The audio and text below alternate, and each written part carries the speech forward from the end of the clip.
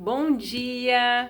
Estou aqui para o nosso devocional. Uma manhã gelada. Aqui no sul já está 2 graus, né? Está 2 graus. Quando nós levantamos estava 0 grau, né? Mas estamos aqui com a graça do Senhor.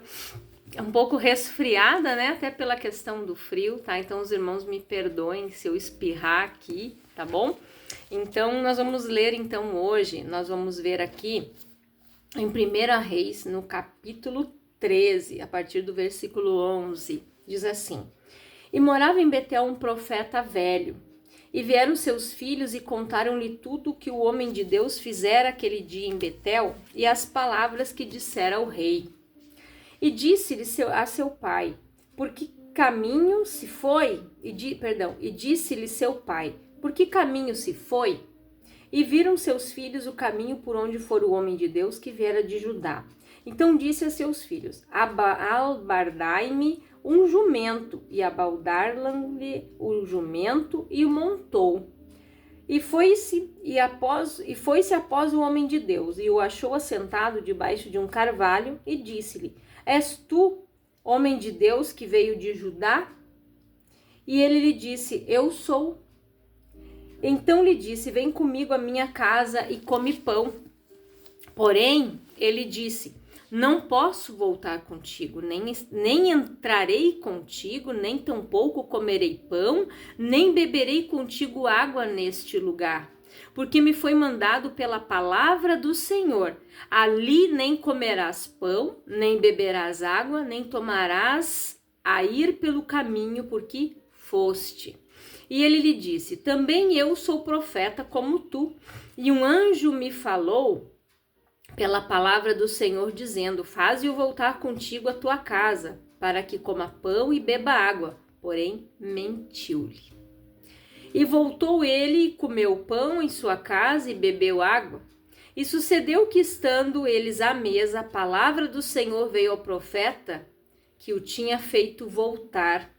E clamou ao homem de Deus que viera de Judá, dizendo: Assim diz o Senhor, visto que foste rebelde à boca do Senhor, e não guardaste o mandamento que o Senhor teu Deus te mandara, antes voltaste e comeste pão e bebeste água no lugar de que te dissera, não comerás pão, nem beberás água, o teu cadáver não entrará no sepulcro de teus pais.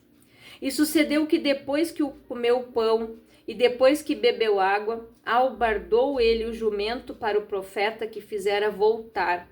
Foi-se, pois, e um leão o encontrou no caminho e o matou, e o seu cadáver estava lançado no caminho, e o jumento estava parado junto a ele, e o leão estava junto ao cadáver. Eis que os homens passaram e viram o corpo lançado no caminho, como também o leão que estava junto ao corpo, e vieram e o disseram na cidade onde o profeta velho habitava. E ouvindo o profeta, que fizera voltar do caminho, disse: É o homem de Deus que foi rebelde à boca do Senhor. Por isso o Senhor o entregou ao leão, que o despedaçou e matou, segundo a palavra que o Senhor lhe tinha dito. Então disse-lhe a seus filhos: Abaldar-me o jumento, e eles o albardaram. Então foi e achou o seu cadáver lançado no caminho, e o jumento e o leão que estavam parados junto ao cadáver. O leão não tinha devorado o corpo, nem tinha despedaçado o jumento. Então o profeta levantou o cadáver do homem de Deus e pô-lo em cima do jumento e tornou a levar. Assim veio o profeta velho à cidade para chorar e enterrar. E colocou o seu cadáver no seu próprio sepulcro. E prantearam-no, dizendo: Ah, irmão meu! E sucedeu que, depois de eu haver sepultado, falou a seus filhos, dizendo: Morrendo eu, sepultai-me no sepulcro em que o homem de Deus está sepultado, pondo os meus ossos junto aos ossos dele, porque certamente se cumprirá o que pela palavra do Senhor clamou contra o altar que está em Betel, como também todas as casas dos altos que estão nas cidades de Samaria. Depois dessas coisas, Jeroboão não deixou o seu mau caminho, antes dos mais baixos do povo tornou a fazer sacerdotes dos lugares altos, a quem queria lhe enchia a mão, e assim era um dos sacerdotes dos lugares altos. E isso foi a causa do pecado de Jeroboão, para destruí-la e extingui-la da terra. Então aqui o que aconteceu? Esse profeta havia recebido uma direção, uma palavra de Deus de que ele deveria ir, né, ali a Samaria. Ele foi, mas Deus havia dito para ele, né, ali em Betel, naquele lugar onde ele foi, e ele disse que não era para ele voltar pelo caminho da onde ele tinha vindo, não era para ele voltar para lá para comer pão, beber água. Por quê? Por que Deus deu essa instrução? Porque Deus sabia que Satanás iria levantar alguém para fazer com que ele desobedecesse. E isso aconteceu lá no Éden, como nós já vimos aqui. Lá no Éden, quando Eva foi tentada, o que aconteceu? O que a serpente falou para ela? Ou seja, o diabo, né? Ah, é verdade que vocês não podem comer de todas as árvores? Ela disse, não. De todas as árvores nós podemos comer, só não podemos comer da árvore do conhecimento do bem e do mal e da árvore da vida. Ou seja, eles sabiam. E eles foram lá tentados, porque Satanás havia dito o quê? Vocês não vão morrer, vocês vão ser como Deus. O que diz a palavra? Cada um é tentado e engodado segundo as suas concupiscências, segundo os seus desejos. As pessoas são tentadas. Então aqui esse profeta foi lá e mentiu para ele, que Deus tinha dado uma palavra para ele, que ele também era profeta, né? E que era para ele voltar. E Deus usou o próprio homem que mentiu para ele, que foi usado pelo diabo e que ele deu ouvidos para dizer o que ia acontecer com ele. Então, quando nós nos desviamos do propósito, saímos da palavra e da direção de Deus, espiritualmente nós morremos. A palavra diz o que? O salário do pecado é a morte. E há caminhos que para o homem parecem bons, mas são caminhos de morte.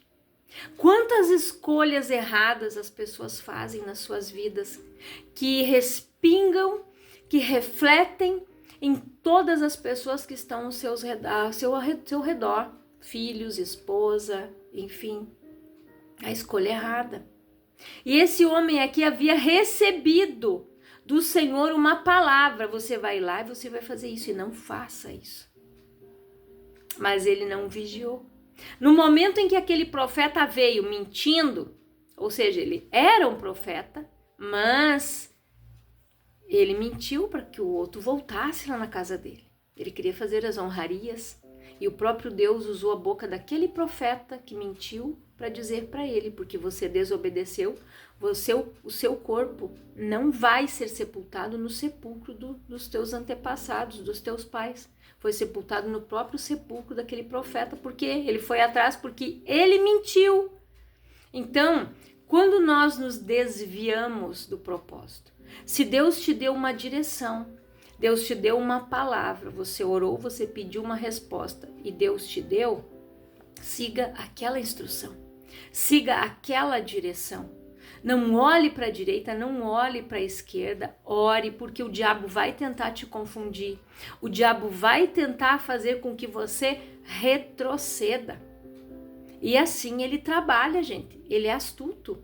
Eu lembro que quando eu vim para cá, para Carazinho, né? Eu orei, eu havia recebido uma proposta de emprego e eu fui conversar com o meu pastor. Eu disse, pastor, assim, ele me deu uma palavra. Irmã, a paz de Cristo deve ser árbitro no teu coração. Gente, isso faz mais de 15 anos e eu nunca esqueci da palavra que eu recebi. A paz tinha que estar no meu coração. Ou seja, quando é algo que te inquieta, que aquilo te incomoda, parece que tem aquela coisa de dizer, não faz isso. Isso não é de Deus. A paz de Cristo tem que ser árbitro no teu coração, o juiz da tua decisão. Por quê? Árbitro é o juiz, é aquele que decide, é ou não é. Quando eu sinto paz numa decisão que eu vou tomar, é porque eu sei que eu estou sendo dirigida pelo Espírito de Deus. Mas quando aquilo fica me incomodando, é porque não é para mim aquilo ali. Quando eu sinto paz na minha decisão, na minha escolha, eu sei que veio de Deus. Então, não saia fora do caminho, não se desvie dele. Se Deus disse para você ir por tal lugar, vá por tal lugar. Eu li todo o capítulo aqui para você ver a consequência da desobediência, e na Bíblia tem muitos relatos de desobediência de Saul, né? Saul, quando desobedeceu a Deus, foi destituído do trono. Os espíritos malignos começaram a atormentá-lo, porque o Espírito de Deus se retirou dele. Quando o Espírito de Deus sai, se retira da vida de alguém, quem é que toma conta? Para quem ela cedeu o lugar quando ela desobedece, quando ela peca? Para Satanás. E Satanás vai enviar os seus enviadinhos, seus demônios, para agir em determinada área da tua vida onde você deu legalidade, aonde você abriu a porta. Então você dá legalidade para o inferno agir na tua vida. Então feche a porta do medo, do pecado.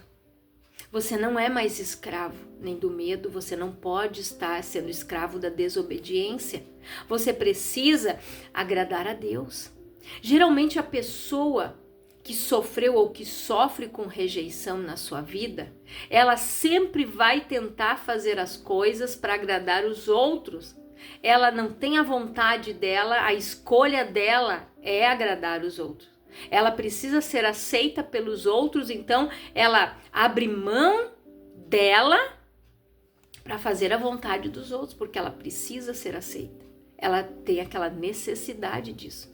E o que a palavra diz? Agrada-te do Senhor, e Ele vai satisfazer o desejo do teu coração. Eu preciso primeiro agradar a Deus, para que eu possa viver a boa, perfeita e agradável vontade do Senhor. Eu preciso primeiro fazer a vontade dele, obedecer o que está escrito aqui.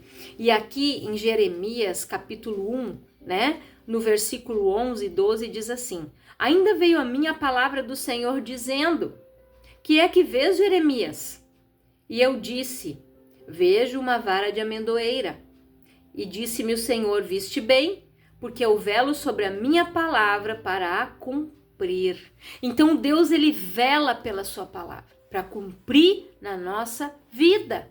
E toda palavra que sai da boca do Senhor, ela não volta vazia, ela prospera para aquilo que o Senhor enviou. Se Deus liberou uma palavra sobre a nossa vida, é para ela prosperar, para que ela nos abençoe. Ela não vai voltar vazia para o Senhor, ela vai prosperar, porque Deus, ele deu aquela palavra com uma finalidade de nos abençoar, de nos dar a direção, uma resposta, para que a gente possa tomar a decisão certa. Não se esqueça de que nós temos o livre-arbítrio. Nós escolhemos desde o Éden. Deus não criou o homem para ser uma marionete na sua mão, aquele bonequinho, né, que você pega as cordinhas e mexe e ele faz como você quer. Não. Deus criou o homem à sua imagem e à sua semelhança, como ele disse, a nossa imagem, a nossa semelhança, conforme ele, Jesus. Então nós somos feitos à sua imagem, à sua semelhança. Temos a capacidade de pensar, temos sentimentos, né? Então Deus nos fez semelhantes em tudo. Nós temos a capacidade. Só que quando a serpente enganou lá o homem e a mulher, vocês não vão morrer, vocês vão ser como Deus. Os olhos de vocês vão ser abertos. Os olhos deles se abriram para quê? Para maldade. Eles não tinham a maldade, eles tinham a essência de Deus, a pureza, a bondade. Eles estavam nus e eles não sabiam, eles não enxergavam a nudez um do outro. Quando eles morderam a frutinha, comeram ela, os olhos se abriram e eles viram que estavam nus. Foram se esconder de Deus, porque é isso que o pecado faz, ele traz vergonha sobre a vida da pessoa, ela fica envergonhada, ela começa a se esconder de Deus, ela começa a não orar mais, ela começa a não buscar mais, ela começa a não ir na igreja. É isso que o diabo faz quando ele faz com que a pessoa peque, mas foi a escolha dela. Aí ela tem o livre-arbítrio. Como eu já disse, Deus viu tudo. Deus é onisciente, né? Ele lê o nosso pensamento, ele é onipotente, ele tem todo o poder e onipresente, ele está em todo lugar. Então Deus, ele viu tudo, ele sabia o que estava acontecendo, mas ele deixou que o homem tomasse a sua decisão. E assim é até hoje. Nós fazemos as escolhas, a palavra vem para nós. Deus nos dá a palavra, Deus nos dá a direção, mas a escolha é nossa. Ou eu sirvo a Deus, ou eu vou servir o diabo. Ou eu vou passar, ou eu quero a porta estreita, ou eu vou continuar na larga. Eu não posso servir a dois senhores, o próprio Jesus disse, ou eu agrado um ou desagrado o outro. Então eu preciso tomar uma decisão. Quem eu sirvo? Se eu sirvo a Deus, eu vou obedecer a Deus, vou andar na sua palavra, vou guardar os seus princípios, os seus mandamentos, e eu vou fazer o que está escrito aqui. É uma escolha, é uma decisão. A salvação, ela é individual, ela é uma escolha. Eu não vou salvar o meu filho, o meu marido, minha mãe, meu pai, por aí vai. A pessoa não vai salvar o familiar dela. É a escolha da pessoa, a decisão dela. É ela que decide se ela quer Jesus, se ela quer ser salva, se ela quer o céu, se ela quer a glória ou se ela quer o inferno. A escolha dela só tem dois caminhos.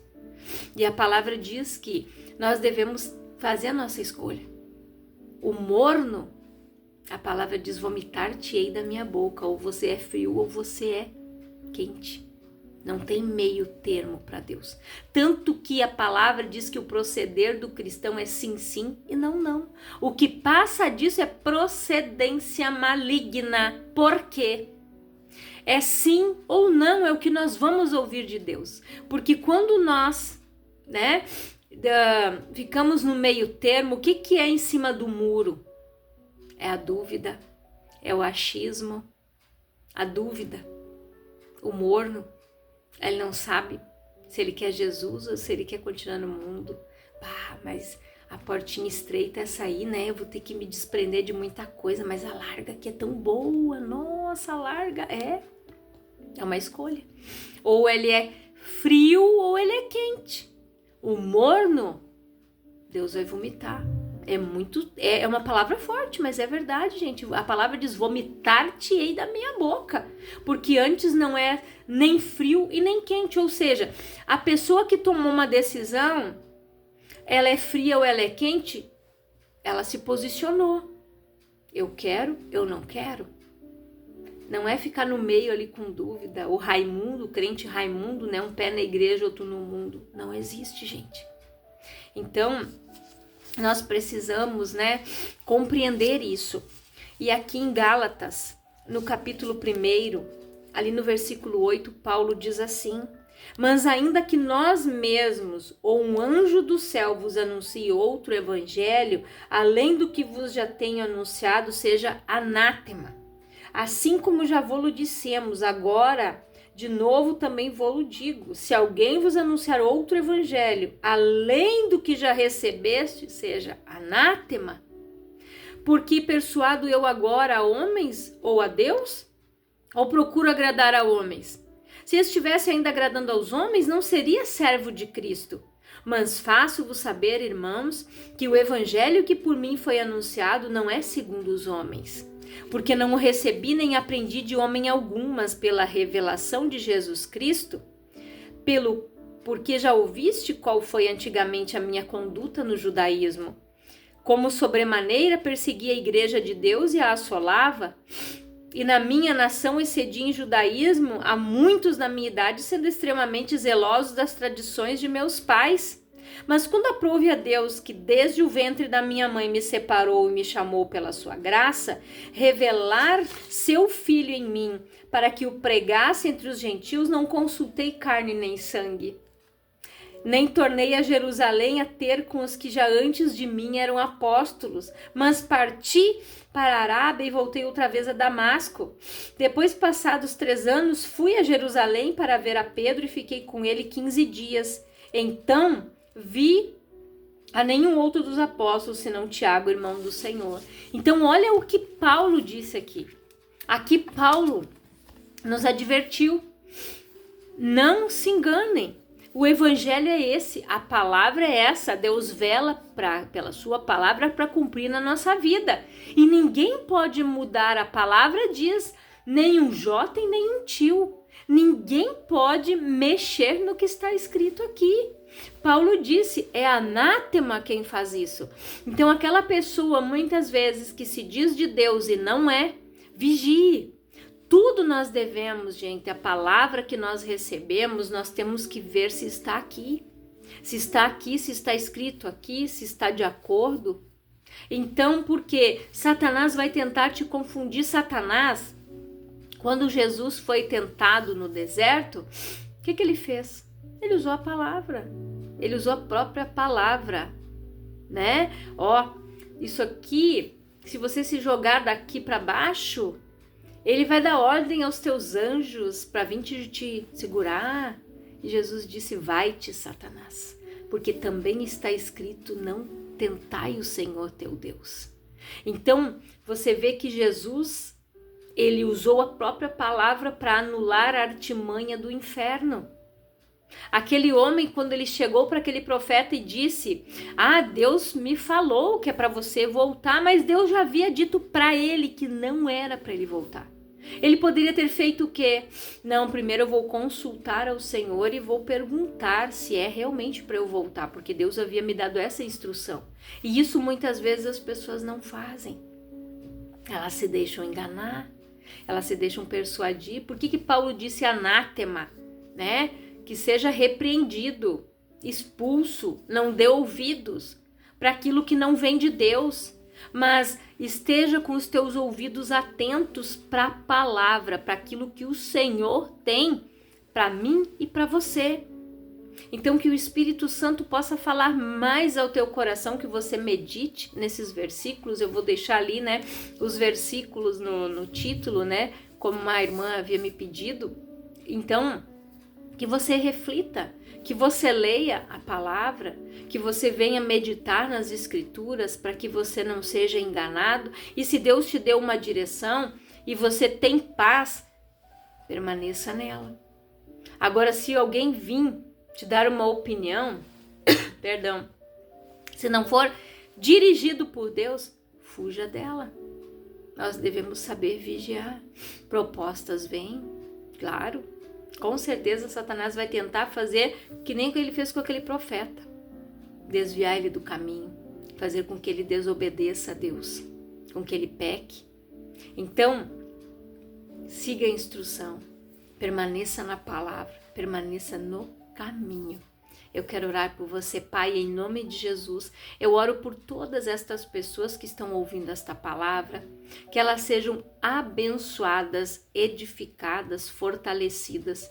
Que o Espírito Santo, Pai, venha falar mais ao coração de cada uma delas. Que elas aprendam, Senhor, a discernir o que vem de Ti e o que não vem. A Tua palavra, a Tua direção, que sejam obedientes, Pai. É a minha oração, Senhor, por todas estas vidas, em nome de Jesus. Pai, eu te agradeço pela vida de cada pessoa que está inscrita nesse canal, que tem passado a Tua palavra, Senhor, adiante, aonde outras pessoas estão sendo alcançados através, Pai, desta palavra que tem sido pregada. Os pedidos de oração, que o Senhor venha abençoar, Pai, a vida de cada irmão, de cada irmã, que o Senhor esteja provendo, Pai, tudo na vida deles, em nome do Senhor Jesus. E gratos nós somos, Pai querido, por tudo que o Senhor tem feito no nosso estado, no nosso país, no mundo, guardando e cuidando, Pai, de todos os nossos irmãos em Cristo, em nome de Jesus. Amém? E Deus te abençoe grandiosamente.